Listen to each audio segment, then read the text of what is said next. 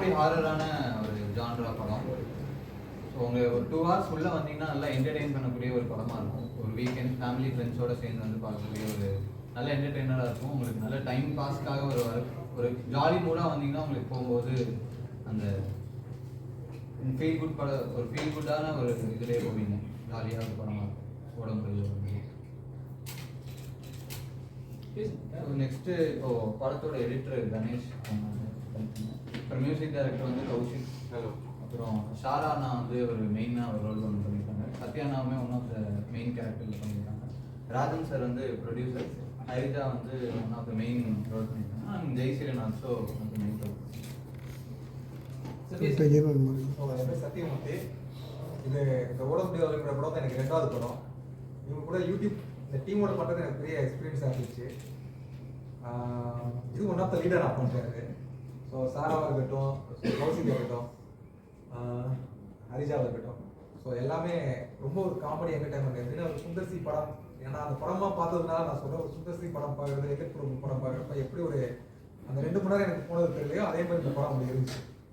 So எனக்கு ஒரு புதிய எக்ஸ்பீரியன்ஸ் தான் அந்த படம் எனக்கு. ஸோ கண்டிப்பாக அந்த படம் ஒரு என்டர்டைன்மெண்ட் படமாக இருக்கும் வரவங்களுக்கு. எல்லாருக்கும் வணக்கம். ஓட முடியாது ஒழிய முடியாது வந்து ஜாலியாக வந்து பார்க்கலாம். டெக்னிக்கலாகவும் ரொம்ப ஸ்ட்ராங்கான படம். ரமேஷாக இருக்கட்டும், கேமராமேனாக இருக்கட்டும், அப்புறம் ரொம்ப டெக்னிக்கலாகவும் ரொம்ப ஸ்டஃபுள்ள ஒரு பசங்க. ஸோ இது பார்த்தீங்கன்னா ஒரு 1.25 மணி நேரம் நல்லா ஜாலியாக என்ஜாய் பண்ணுற மாதிரியான ஒரு படம் இருக்கும். கண்டிப்பாக போர் அடிக்காது, உங்களை எல்லாருமே சந்தோஷப்படுத்தும் அப்படிங்கிற நம்பிக்கை எனக்கு இருக்குது, இங்கே இருக்க எல்லாருக்குமே இருக்குது. ஸோ பார்த்துட்டு சொல்லுங்கள். தேங்க்யூ. எல்லாருக்கும் வணக்கம். என் பேர் கௌஷிக் கிருஷ். ஓட முடியாது என்னோட ஃபர்ஸ்ட் படம். இதுக்கு முன்னாடி ஹிப்ஹாப் தமிழ் அவங்களோட ஒர்க் பண்ணிருந்தேன் சவுண்ட் இன்ஜினியராக. ஸோ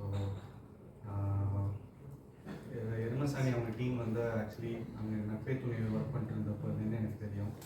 ஸோ அப்படி தான் இந்த படத்துக்குள்ளே நான் வந்தேன். ஸோ இந்த படம் வந்து எல்லோரும் வந்து சொன்ன மாதிரி தான் 2 hours வந்து ஜாலியாக ஃபன்னாக படம் பார்த்துட்டு போகலாம். கோபி சுதாக்கு, விஜய், ஷாரா ப்ரோ எல்லாருமே ஒரு செம ஃபன் படமாக இருக்கும். ஒரு தேட்டருக்குள்ளேயே நடக்கிற ஒரு ஃபன் படமாக இருக்கும். ஸோ எல்லோரும் என்ஜாய் பண்ணுவீங்க, கண்டிப்பாக சப்போர்ட் பண்ணுங்கள். அண்ட் படத்தில் வந்து இப்போ 4 பாட்டு இருக்குது. ஒன்று அம்மா சென்டிமெண்ட் சாங்கு, சக்தி ஸ்ரீ கோபாலன் பாடியிருக்காங்க. இன்னொன்று வந்து ஆதியன் ஹிப்ஹாப் தமிழை பாடியிருக்காரு, அது டைட்டில் ட்ராக்கு. அப்புறம் டுக்குடுன்னு ஒரு சாங் இருக்குது, அது நானே பாடியிருக்கேன். ஸோ லவ் சாங் ஒன்று இருக்குது, அது சுதர்ஷன் அண்ட் பத்மலதா பாடியிருக்காங்க. ஸோ நீங்களாம் கேட்டுட்டு சொல்லுங்கள். அண்ட் 29th படம் ரிலீஸ் ஆகுது, வந்து எல்லாம் தேட்டரில் என்ஜாய் பண்ணி பாருங்கள். தேங்க்ஸ். ஒரு காமெடி படம் பண்ணலான்னு சொல்லி ஆரம்பித்தோம். டைரக்டர் வந்து யூடியூப்லேருந்து இது பண்ணாங்க. சரின்னு சொல்லிட்டு இது வந்து ஒரு பேய் படமும் காமெடி படமாகவும் இருக்கும். நீங்களாம் வந்து உதவி பண்ணி எங்களுக்கு படம் நல்லா விளம்பரம் பண்ணி இது பண்ணணும். ஹரிஜா,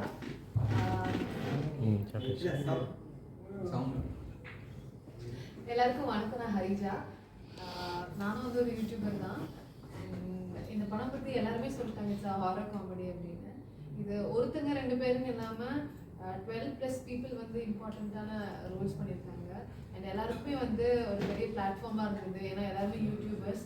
ஸோ உங்கள் எல்லாரோட சப்போர்ட்டும் எங்களுக்கு ரொம்ப ரொம்ப இம்பார்ட்டன்ட். Thank you so much.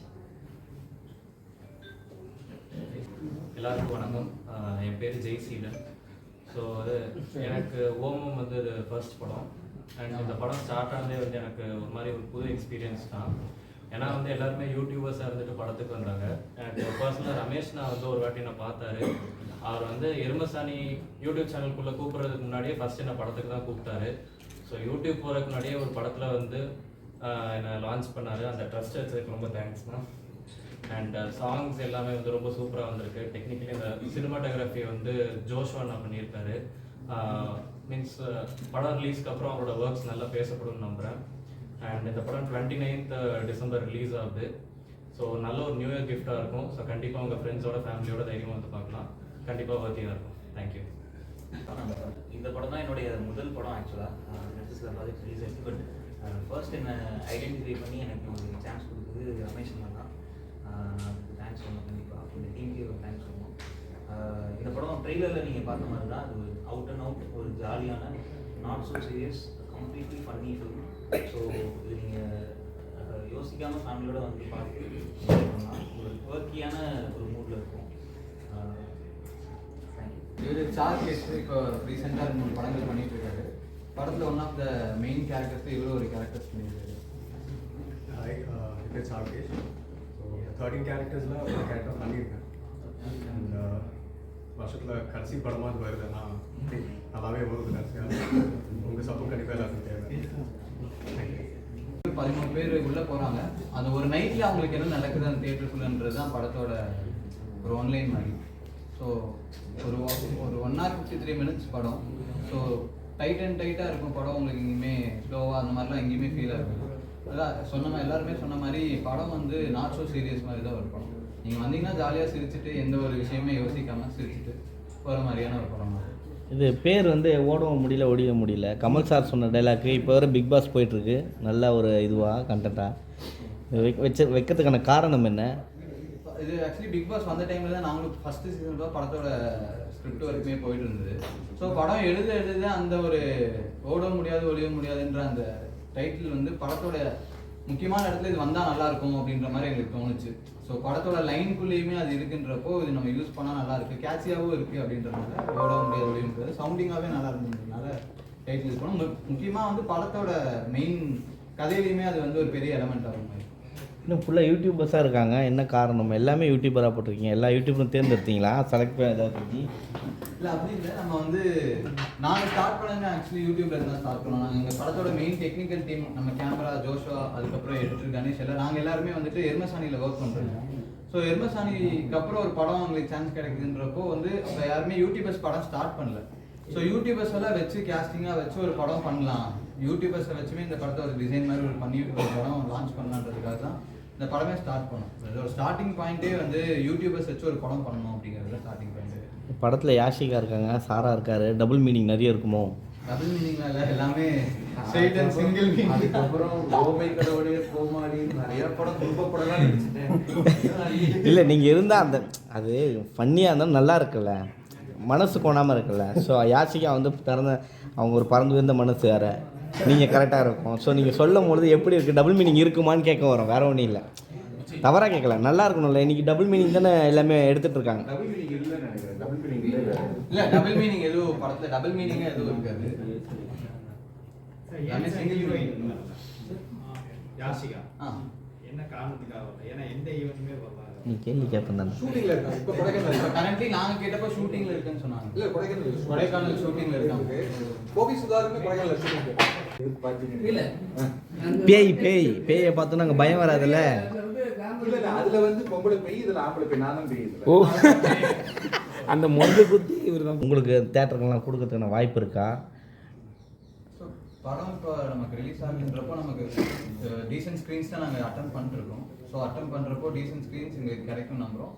எங்களுக்கு வந்து படம் ரிலீஸ் ஆகிட்டு நமக்கு படம் நல்லா இருக்குன்றப்போ ஒரு வேர்ட் ஆஃப் மவுத்தில் படம் இன்னும் கொஞ்சம் கூட புஷ் ஆகும். நெக்ஸ்ட் வீக்ஸில் புஷ். இப்போ எந்த படமே புது படம் இப்போ வந்து ரீசெண்டாக வந்து எந்த படமே ஓப்பனிங் அப்போ கிடைக்கிற ஸ்க்ரீன்ஸை தாண்டி ஒரு 4 நாள் கழிச்சு ஸ்க்ரீன்ஸ் ஜாஸ்தி ஆகுது. ஸோ அதுதான் இப்போதைக்கு எங்களோட ஒரு பக்கத்தில் இருக்க நியர் ஃபியூச்சரில் நாங்கள் பார்க்கக்கூடிய ஒரு கோலாக அதுதான் பார்க்குறோம். ஸோ படம் ரிலீஸ் ஆகும்போது நமக்கு டீசென்ட் அமௌண்ட் ஆஃப் ஸ்க்ரீன்ஸ் இருக்கட்டும், படம் நல்லா இருந்தால் இன்க்ரீஸ் ஆகும் அப்படிங்கிறது எங்களோட பெரிய நம்பிக்கையாக இருக்குது. அதுதான் அதை நோக்கி தான் நாங்கள் ஒர்க்கும் பண்ணிருக்கோம். ஆமாம், எனக்கு தெரிஞ்ச வரைக்கும் ஒரு நாளைக்கு ஒரு ஷோ 2 ஷோ இருக்குது. அதுக்கப்புறம் அதுவும் ரிலீஸ் ஆகிறதுல தப்பு இல்லைன்னு எனக்கு தோணுது. சில அது எல்லாமே ட்ரெண்ட் செட்டரான ஒரு மூவி. ஒரு மறுபடியும் ஒரு இப்போ கில்லி படமே ரிலீஸ் ஆகுதுன்னா நாங்கள் போய் பார்க்குறோம்னா எங்களுக்கு ஒரு பழைய அனுபவங்கள் அந்த இதெல்லாம் ஞாபகம் வரும்னு சொல்லிட்டு அந்த படம் ரிலீஸ் ஆகுது.